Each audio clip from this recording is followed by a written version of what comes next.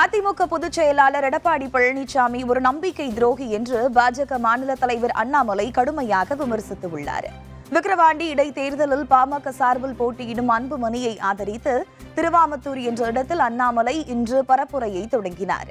வானில் இருந்தபடியே வாக்கு சேகரித்த அவர் பின்னர் செய்தியாளர்களை சந்தித்தார். அப்போது பீகார், கர்நாடகா போன்ற மாநிலங்களில் சாதிவாரி கணக்கெடுப்பை அந்த மாநில அரசுகள் நடத்தும் போது தமிழ்நாட்டில் மட்டும் திமுக அரசு மத்திய அரசை குறை கூறி வருவதாக அண்ணாமலை விமர்சித்துள்ளார்.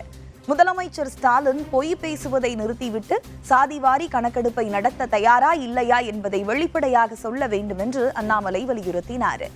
அதிமுக என்ற கட்சியை ஒரு சில தலைவர்களின் சுய லாபத்திற்காக அழித்துக் கொண்டிருப்பதாக சாடிய அண்ணாமலை அக்கட்சியின் தொண்டர்கள் புற கட்சிகளை நோக்கி செல்ல தொடங்கிவிட்டனர், குறிப்பாக பாஜகவை நோக்கி வர தொடங்கிவிட்டனர் என குறிப்பிட்டார்.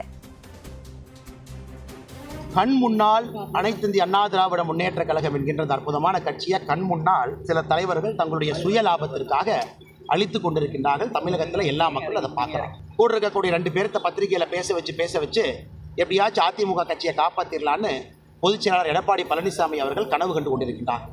அவர்கள் முன்னால் இந்த 3-4 தலைவர்களுடைய சுயலாபத்திற்காக செய்யக்கூடிய அரசியல் காரணமாக அது அழிந்து கொண்டிருப்பதை எல்லோரும் பார்த்து கொண்டிருக்கிறார். காரணம், தொண்டர்கள் எல்லாம் மாற்றுக் கட்சியை நோக்கி படையெடுக்க ஆரம்பித்து விட்டார். நம்பிக்கை துரோகி அப்படிங்கிற பேர் ஒருத்தருக்கு பொருந்தும் அப்படின்னா அது எடப்பாடி பழனிசாமி அவர். நம்பிக்கை துரோகி, அதாவது பிரதமர் அவர்கள் கூட்டிட்டு போய் டெல்லியில பக்கத்திலே உட்கார வைப்பார். ஆனா இங்கே சுயலாபத்திற்காக இதெல்லாம் பாருங்க, சுயலாபத்திற்காக இதை விட அக்கறை பச்சை, இந்த கரையை விட அந்த கரைக்கு போயிடலாம் அப்படிங்கிறதுக்காக பாரதிய ஜனதா கட்சி வேண்டாம் என்று சொல்லி ஒதுங்கியவர் யார்? எடப்பாடி பழனிசாமி அவர். அதற்கு மக்கள் என்ன பாடம் புகட்டினாங்க? பல இடத்துல டெபாசிட் இலக்கு வச்சாங்க. தமிழகத்தினுடைய அரசியல் வரலாற்றில் இவ்வளவு பெரிய ஒரு கட்சி, ஒரு நம்பர் 2 கட்சி, நம்பர் 1 கட்சியாக ஆளும் கட்சி எத்தனை இடத்துல டெபாசிட் இழந்திருப்பதற்கு ஒரு கின்னஸ் ரெக்கார்டாக இன்னைக்கு அதிமுக அத்தனை இடத்துல டெபாசிட்டை இழந்திருக்கு. காரணம், அதிமுக கட்சி நன்றாக இருந்தாலும் கூட தலைவர்கள் சரியில்லை என்கின்ற காரணத்திற்கு மக்கள் இன்னைக்கு பனிஷ்மெண்ட் கொடுத்துருக்காங்க. 2024 பாராளுமன்ற தேர்தல்